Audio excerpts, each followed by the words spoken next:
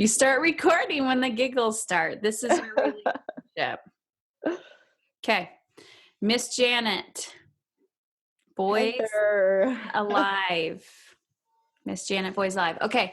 I wanted to have this conversation with you because there's so much juice that happened. Juice. That doesn't sound good. There's so many. How do you do this to me? There's so I many. haven't said anything yet.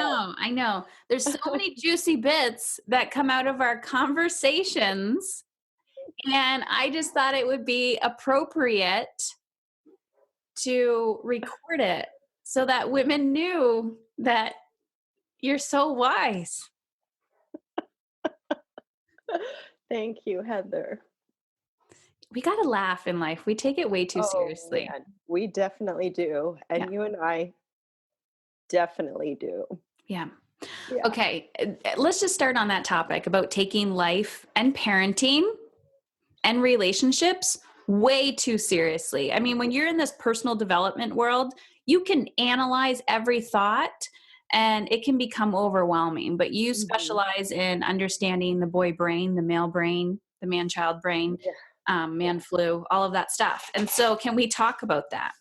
Well, I think with our female brains that are always busy and always working and never shut off, we do overanalyze, and it's a part of our brain. It's actually legitimate. We aren't just making this up. We have a part of our brain that is, I call it the replay button. And we tend to replay every conversation, everything that happened. We can recall conversations that happened, 6 years ago. And the male brain does not work that way. Mm-hmm. So we take it personally when, our partner can't remember what we were talking about last Friday night.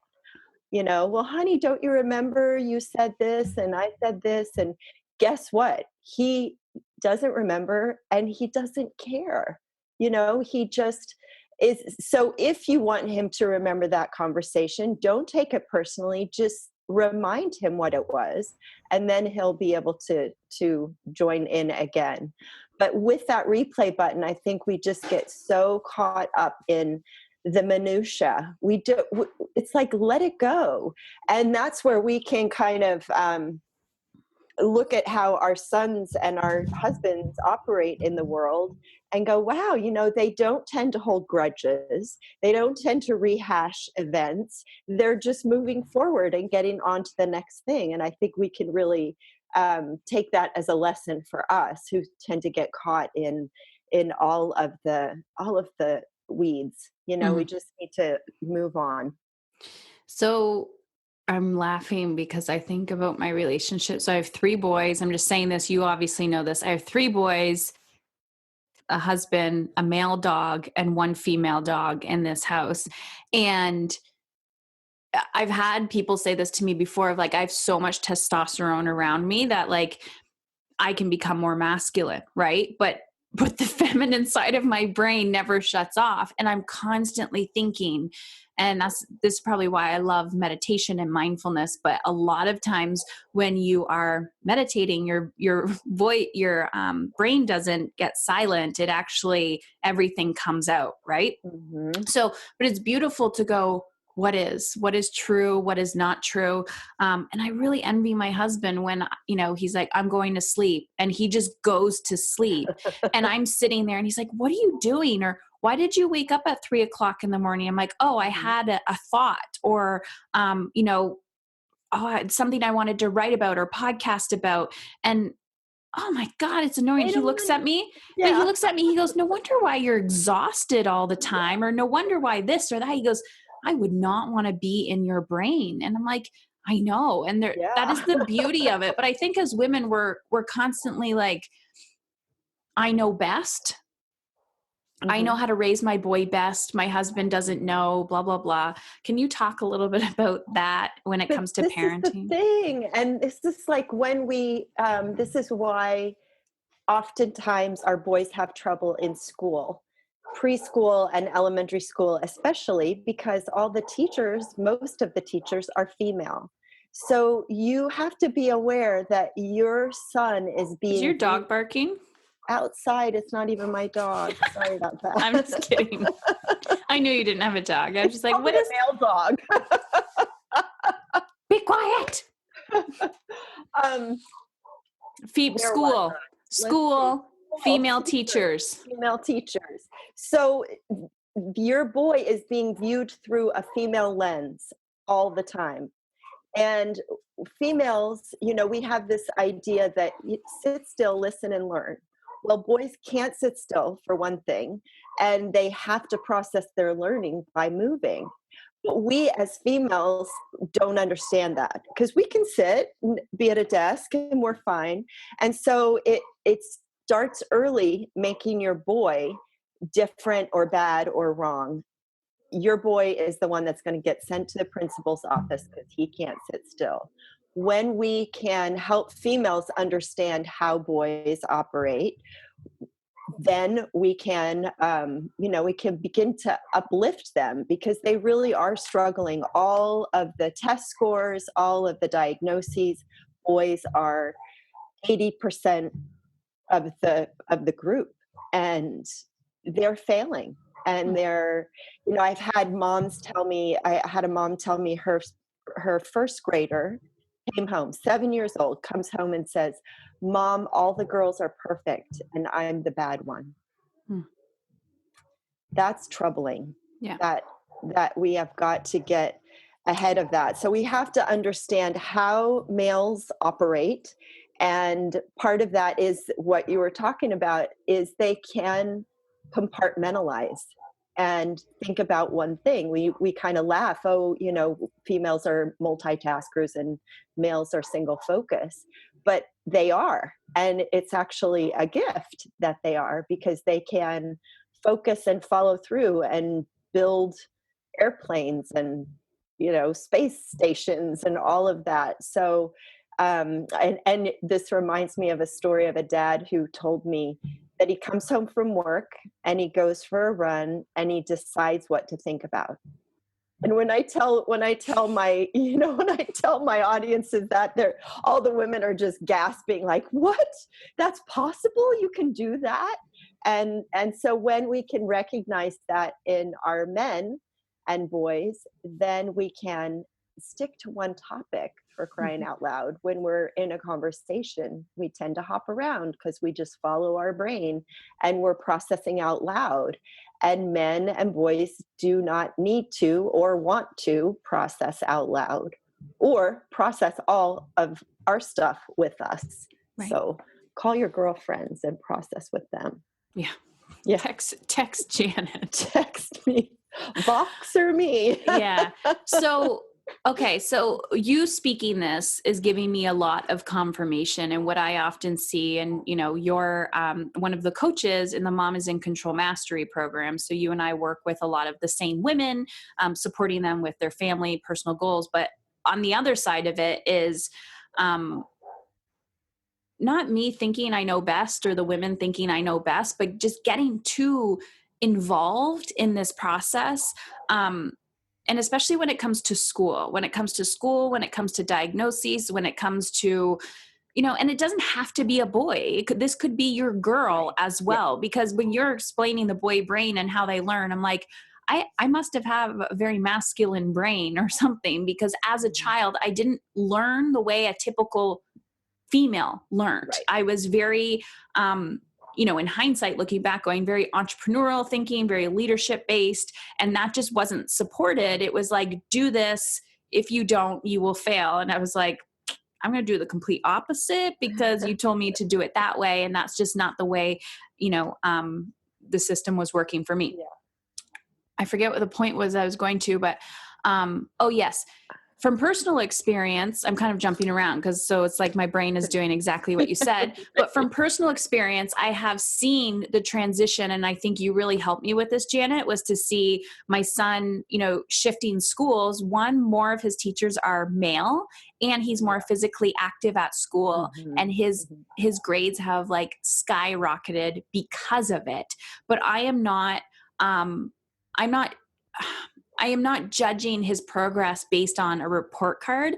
I'm judging it on like the smile on his face. Right. And so that to me is ultimately what really matters. So what is your perspective? Because you got to work through a lot of shit as a female and as a parent to get to that point where you're like, this is unconventional. I need to go this route. You know, I can't focus on the A plus. If it's a D plus, but he used to get a D and he has a smile on his face, like this is huge progress. So can you talk a little bit about what we can do as women to support our boys when, like in the school system, like where do we start?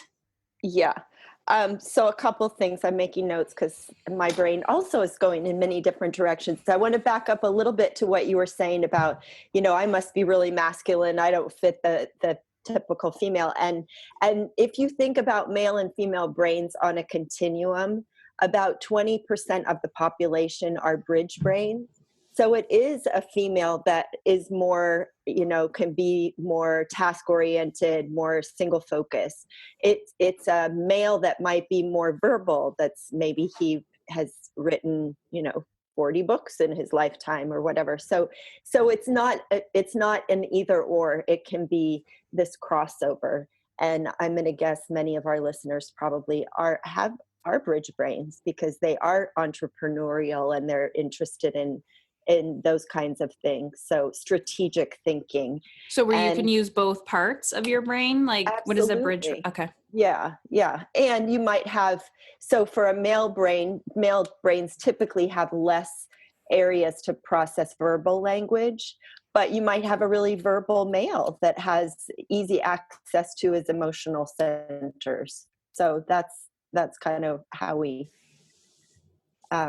make everybody okay in this world. All 6 billion people, you know, everybody's going to be different. And it's also your upbringing and your temperament and so many other factors. So just to get clear that it's not just male brain, female brain. And then the piece about school, and I think you're so wise to just gauge the smile on his face and to recognize that you have to listen to your son and really pay attention. He may be not fit in a school that every other kid in the neighborhood fits into, and you've got to find the place where he fits, where the school fits his learning style. And you know, I think we all hope that our child will strive and want to go to college someday. That seems to be everyone's dream for their child, but I think for many boys that is unrealistic. And girls too, but for boys, they just don't learn the way girls do. I mean, that's just so clear. And many boys struggle with reading. They come to reading later. That makes everything hard in school. And so to really to come back to honoring the trades, to honoring construction workers, to honoring plumbers, to honoring refrigerator repairmen, and making that okay. Why are you laughing? Let's talk about this. You can't hold it in. I just had to slip that in. Oh my God. Janet, we can't have a serious conversation. Everyone's going to wonder why you're laughing. I know. Should we tell them? Yes. Yeah. You don't need to tell them. So you were having a problem with your refrigerator. And you've had a problem with your refrigerator for how many years? At least a couple. Okay. And I rent. So, right. Yeah. So you've rented this place for a decade. Mm-hmm. The refrigerator, you've always on time with your rent.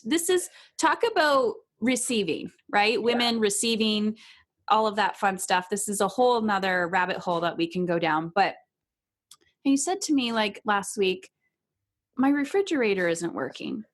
And I said, then fucking ask for a new one. And you were like, I can ask for a new one. And so you asked, and what happened? I'm getting a refrigerator delivered tomorrow. Beautiful. Yeah.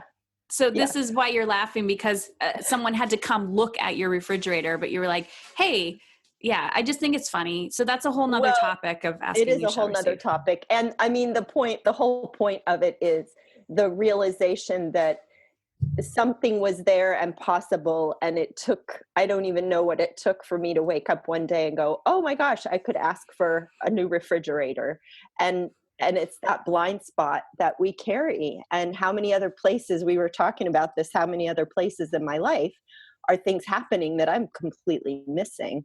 And so I think the refrigerator is just a really good metaphor for Mhm. me um, for becoming more aware and asking Mhm. and receiving. So we're a little off topic, but No, but I can tie this in because every day I talk to women that, are like, I'm struggling, I'm struggling, I'm struggling. What are you struggling with? And then they tell me the pain point. They tell me the problem. And I go, have you ever tried this? And they have this huge aha moment on their face of like, oh my God, that would make my life so much easier. Why didn't I ever think of that?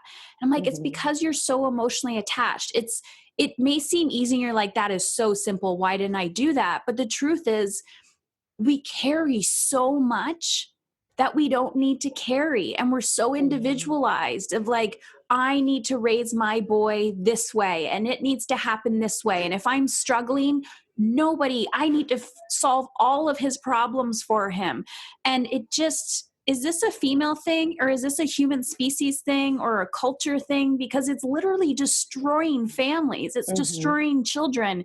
And it's really causing dis-ease in our mind and our body as adults that like we mhm. need to know everything and we need to do it all. Like, yeah, I could go on a And rant I right think now. that goes back to the part of um, we need a village. We can't do it alone. And I'll tell you what, boys need more than just a mom and a dad to raise them. They need the coaches, the teachers, the uncle, the family friend, because you can't do it all yourself. And there will come a time, and this is for boys and girls, is there will come a time as they're growing, probably around middle school, that you are not cool anymore and they don't want to talk to you. But Mhm. if you have developed from an early age a family friend or somebody in his life that he still can talk to, then you've created this bridge, and you have somebody there that can kind of stand in your place and be the cool one for a little while until he gets over that gap and he's back to, oh yeah, I can talk to my mom, I can talk to my dad. But every kid has that place in their life, and if you are aware of it and you start early, you can know that you have supportive people around him to kind of make cover that gap. Mhm. Yeah. Yeah, and to complement that, being in it right now, there's two simultaneous things happening. You have this child who's trying to figure out who they are, and they need the space to figure that out. And then you have your stuff as a woman and as a mother, like, personal example. I've had this conversation with you about sending my son to camp, all boys camp. Okay. Comes back. He's in bug bites from head to toe and I'm freaking out. And all of these things of like, how could you live in that for so long? I'm like, oh yeah, I'll send you to camp month, 2 months. Nope. It's all of August, like requirement. And I'm like, I can't. And the only reason why I didn't want to send him were all pure selfish reasons. Like, Mhm. how could I? I mean, there's so much judgment that I got from people. How could you let your child go? I could never do that. But there was middle school, hard transition. He came back and like his soul was more like you could see it, he was more in alignment with who he was as a human Mhm. being. And Mhm. it was the hardest month of my life. And Mhm. we're probably going to do it again this year and so on and Yeah. so on. But it was so painful, but it was a growth process for me as well to realize I am raising a man. I am not raising this little boy that I need to have attached to me forever so that when he has a girl, boy, whoever his partner is, they're like, oh my God, you got mommy issues. Like, let her Mhm. go. Are you still on her Yeah. tit? Like, we need to really detach, not detach emotionally, but really allow them to flourish. Yeah, you do. And Dr. Michael Thompson wrote a book called Homesick and Happy, just about this, about Mm, the summer camp experience and how our children need to be away from us so that they can find themselves, and because we're so hovering these days. And I mean, I have moms say, oh, I can't get a babysitter, I don't want, my kids need me. And I have the perspective now, if I can talk to my kids and say, how was it when you were little and you had a babysitter? And I too felt like I'm the only one that can put them to bed the right way. And they were like, oh my gosh, mom, we loved it when you went out and we loved having a babysitter. And so you have to take the opportunities to separate. Another example is with the holidays around. I had one family whose the parents are coming from far away and they won't be here very long. And, oh, we want to spend every minute with them that we can. And I said, you guys need to have a date night or a date day overnight. And they were like, but we want to, we want to be together, we want to spend all that time. And what happens is great, but when they leave, when mom and dad leave and leave child with grandparents, that child bonds with the grandparents in such a different way than if the parents are still there, if mom's still around controlling, guiding, and directing everything. So I mean, that was a revelation to them, and they could see they're actually benefiting their child and benefiting the grandparents by stepping out of the picture for a little while. yeah. Yeah. You just reminded me of like the beautiful memories I had with my grandmother, because I did spend a lot of time with her because my mother was a single parent and she had to work. So I spent a lot of time with my grandparents and my grandfather, who would take on a lot of female roles, like, and when I say back then, but generational, it wasn't known, right? Mhm. He was not present like men are today with their children. And so it was beautiful to allow him to make me lunch, or I would play with him or whatever.